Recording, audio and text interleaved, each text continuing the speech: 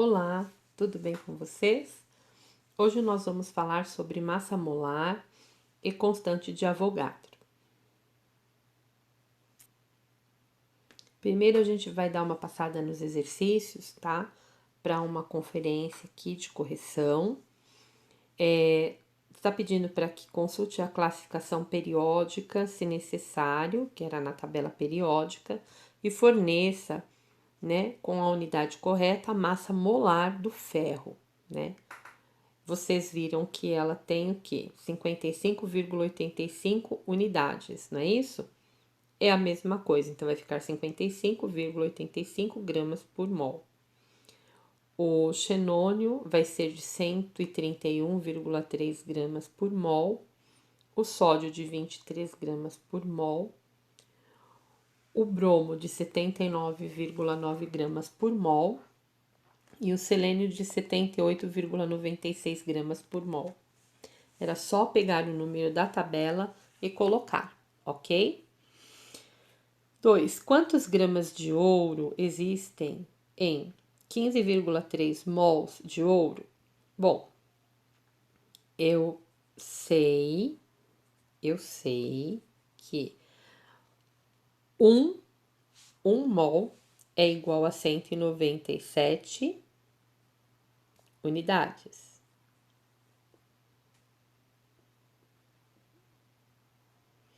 Eu quero saber o seguinte: se eu sei que 1 mol ele é igual a 197 unidades, que também é exatamente a gramas, se eu sei que 1 mol tem 197 gramas, eu quero saber de 15,3 mols, se eu sei de 1 e quero saber de vários, eu faço a multiplicação, tá? E vou obter aí 3.014 gramas de ouro. O terceiro problema, ele diz o seguinte: quantos mols de chumbo existem em 517,5 gramas de chumbo? Então, olha lá, eu tenho 517,5 gramas de chumbo, tá? Vezes 1 mol de chumbo dividido por 207 gramas, tá? De chumbo. Por quê? É dado aqui que a unidade, no caso, né, do chumbo, é de 207. Se você dividir, tá? Você vai ter, na realidade, 517,5 multiplicado por 1 sobre 207. Você vai o que? Multiplicar por 1, que vai dar o mesmo resultado, e o valor que der você vai ter que dividir por 207. Portanto, você vai ter o equivalente ao que? 2,5 mols, ok? De chumbo. O quarto exercício, ele fala: gemas e pedras preciosas são avaliadas em quilates, uma unidade de massa equivalente a 200 miligramas. Se você possuísse um diamante 2,3 quilates num anel, quantos mols de carbono estariam presentes? Os diamantes são constituídos de carbono puro, tá? Então, ó, 2,3 quilates você vai multiplicar por 200, no caso, miligramas, e vai dividir por 1.000, onde você vai ter literalmente o quê? Esse valor ainda multiplicado, tá? Por 1 sobre 12, onde você vai ter 3,8 vezes 10 a menos 2 mol de carbono, tá? Eu vou na próxima semana retomar esse exercício para a gente fazer junto, passo a passo, tá? Tô apenas passando a correção para ficar mais tranquilo para vocês, ok? Mas a gente vai fazer junto aí o restante das correções desses que vocês tiverem um pouco mais de dúvida. 5. Quantos átomos existem em 5,2 mols de ferro? Dado que o ferro tem 56, né, unidades ou gramas, por assim dizer. Aí você tem que 5,2 mols vezes o quê? quanto vale um mol. Quanto vale um mol? 6 vezes 10 é 23.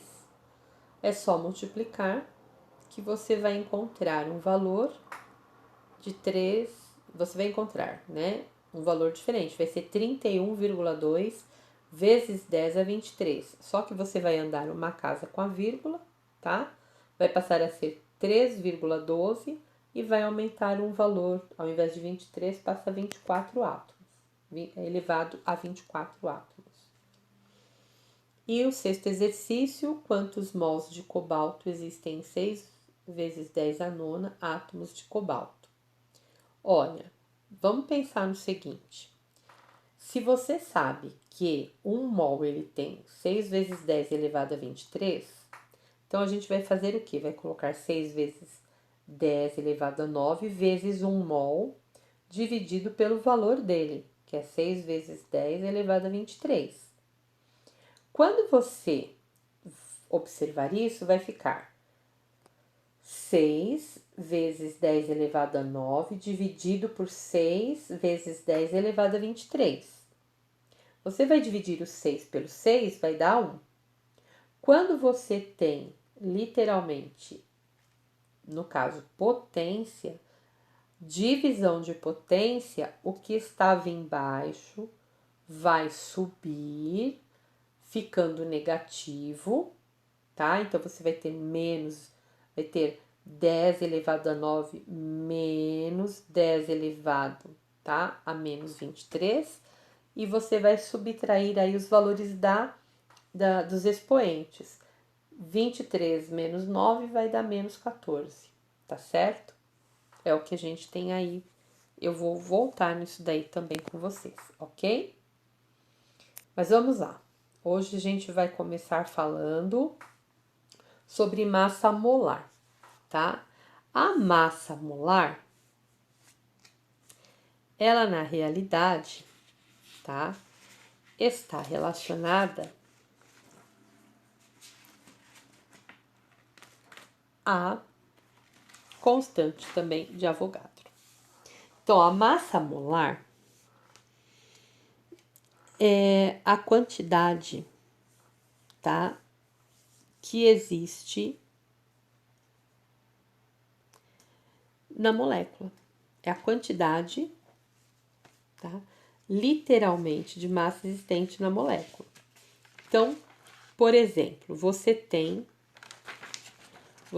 aí vamos pegar aí a bendita água. Ou, no caso, você pode pegar aí, né, a molécula de água. Você vai ter o que? O hidrogênio. O hidrogênio tem o que? Ele vai ter a massa dele envolvida com a de quem? A do oxigênio. Então, quando a gente trata literalmente, tá? Da massa molar, a gente está falando da massa da molécula, tá? A gente vai estar vendo um exemplo para ficar mais claro para vocês aqui na frente. Aqui eu quero só ressaltar o seguinte: eu coloquei, porque é o valor exato da constante de Avogadro, que é 6,022 vezes 10 elevado a 23. Só que como depois da vírgula é 0 e depois do 0 é 2, a gente despreza o 2, então fica 6,0. E aí a gente fala que é 6 vezes 10 é 23, ok? Então, ó, o termo molar, ele vem da palavra molécula. E aí, o que vai acontecer? É o conjunto de átomos que se ligam por meio de ligações químicas. E aí, a gente vai fazer o quê? A gente tem que saber o seguinte. A gente vai já trabalhar isso e trabalhar também a massa molecular, tá? Se eu quero saber da massa molecular, eu tenho como calcular fazendo a soma das massas atômicas de cada átomo que forma a molécula. Como assim?